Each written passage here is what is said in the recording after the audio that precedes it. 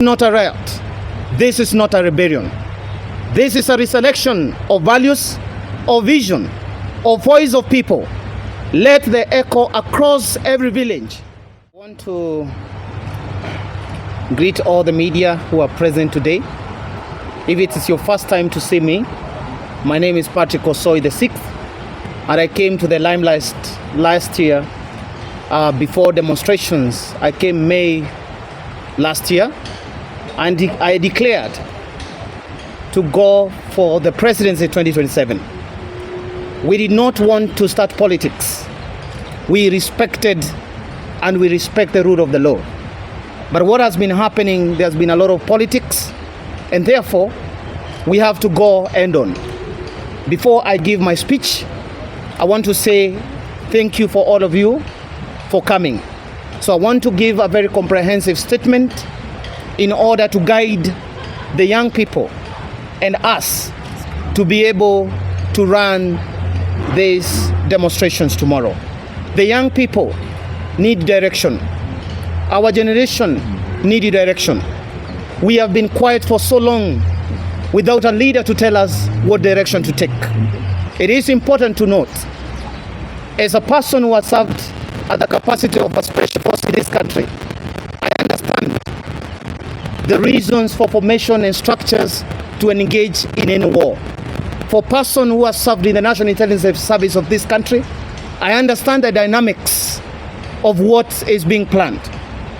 And I want to say this before I start my brief statement today. It is important to note, any leader who has altered any provocative ones, threatening ones, the likes of Member of Parliament of Tiati, we need to take action. I will record a statement for such utterances, because this country has to be run by the rule of the law. Therefore, ladies and gentlemen, allow me to start my brief statement to the nation as Patrick Osoi the 6th. Gen Z's millennials chant, Gen X shouts, a nation's clarion call for dignity, justice, and restoration. Enough is enough. Fellow citizens, sons and daughters of this beloved republic, from the valleys of Elgeyo to the Battle of Nairobi, from the shores of Mombasa to the highlands of Nyeri, from the plains of Bundarangi to the pastoral patches of Rochogyo, from our borders in Mandera to Alale in Pokot, Kenya rises tomorrow, 25th June 2025. We, the youth of Kenya, Gen Z, millennials, Gen X, the boomers, and even the blooming Gen Alphas are not gathering for spectacle, but for solemn, unbreakable stand against a regime and a system that has lost its conscience. We rise to say, enough is enough. We rise to defy the kidnappers of hope, the sodomizers of spirit, the silencers of truth. We rise because the blood of our brothers and sisters cries out, not for vengeance, but for justice. We march not merely with our feet, but with the weight of truth in our hearts, the power of memory in our hands, and the destiny of our nation upon our shoulders. This is not a riot. This is not a rebellion. This is a resurrection of values, of vision, of voice of people. Let the echo across every village, estate, and slum. Let it be whispered in the corridors of Parliament and thundered through the avenues of State House itself.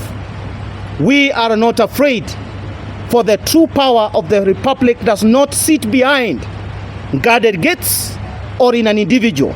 It lives in the people. It lives in us. We do not march to invade the State House. We march to reclaim the soul of the nation, for the power does not belong to a building. It belongs to the people. We do not march to the State House. We want to do the liberation in the manner that is allowed by our Constitution under Article 1. To our parents, elders, hear our cry, walk with us tomorrow. To our mothers and fathers, whose backs are bowed from years of toil. To Mama Mboga, sweating under the unforgiving sun, yet earning less by the day, join us tomorrow. To the genuine boda boda riders, gallant in their hustle, dodging potholes and poverty, walk with us. To the mitumba vendor, whose humble trade now chokes under the weight of predatory taxation, stand with us tomorrow. To the civil servants, the teachers, the police officers, the military, the nurses, the doctors, the factory workers whose pay slip dwindles while political elite dine on your sweat. Tomorrow is your march too. Let this be a day the middle class sees their whispers in lounges and take their place in the street of conscience.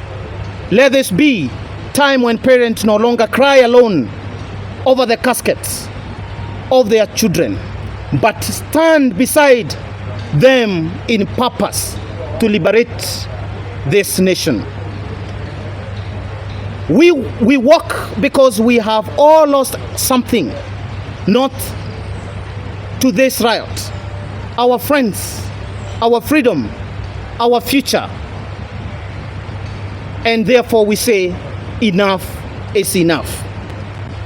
Kenya is bleeding, but we are healing. We do not march to break. We march to remember, to honor, to build. We carry in our hearts the names of those murdered for daring to dream. They died holding placards, not weapons. They raised flags, not fists.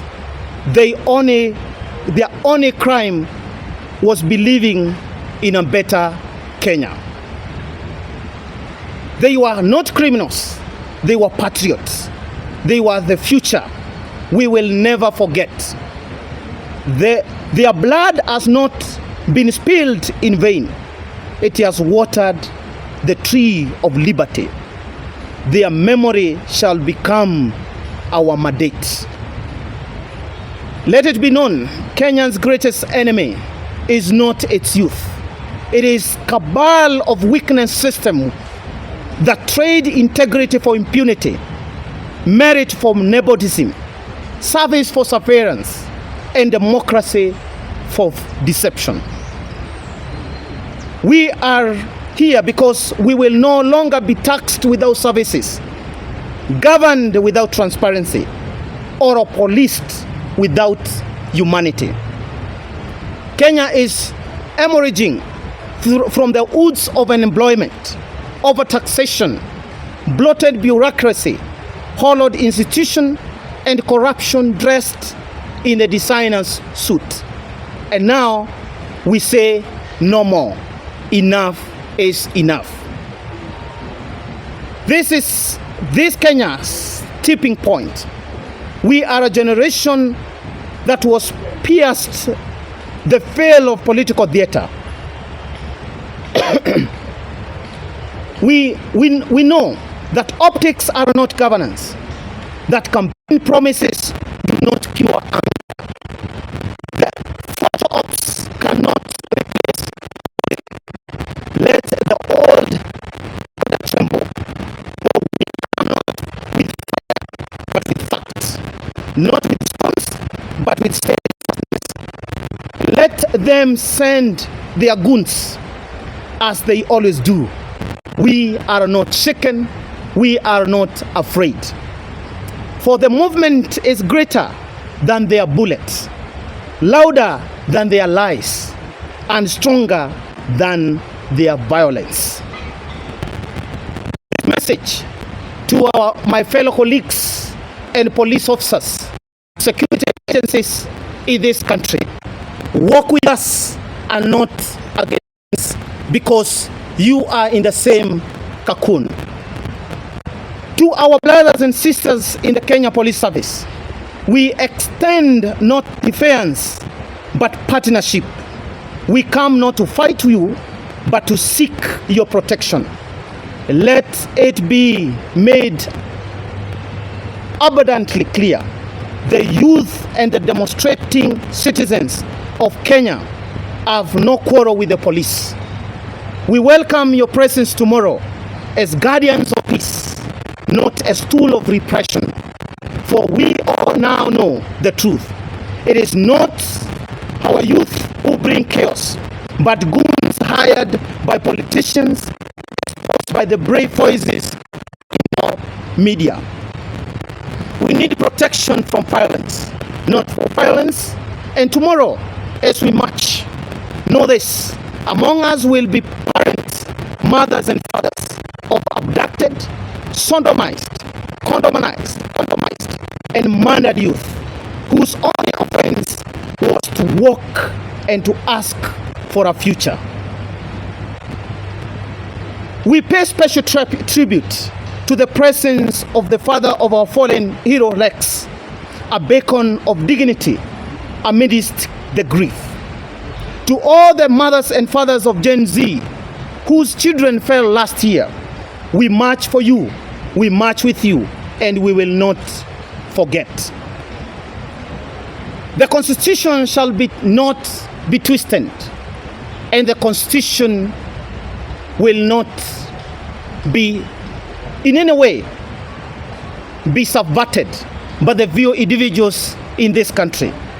As citizens, we also stand behind a cause now before the Supreme Court to affirm what is already plain to the public, that Kenya's general election must be held on 11th August 2026 in accordance with our 5-year constitution calendar. Let those in power remember, they are a tenant and not owners of the state. The lease expires. The people will renew, revoke, or replace. That is democracy. To every Kenyans across generation, rise with us. The generation is not Gen Z barren. This is Kenyans' collective cross. We call upon boomers who once faced colonial injustice, Gen X who survived economic betrayal, and the coming Gen Alphas whose future depends on our action today. Release your children tomorrow, not in fear, but in faith, that they will return, not just safe, but changed, empowered, and enlightened. We are peaceful, we are patriotic, we are principled, and we are ready to drain the swamp. Kenya shall be reborn. Let it be recorded in the annals of history that when the powerful grew deaf, the people found their voice. That when the politician hid, the nation rose. That when the system failed, generation stood united. We are not here to burn. We are not here to build. We are here to build. We are not anarchists. We are architects of our future, of the nation restored to its people. So tomorrow, come out in your thousands and millions. Let the streets swell, not with fear, but with courage, with conviction, with hope. And may it be written that on 25th June 2025, Kenya, the real Kenya, stood up.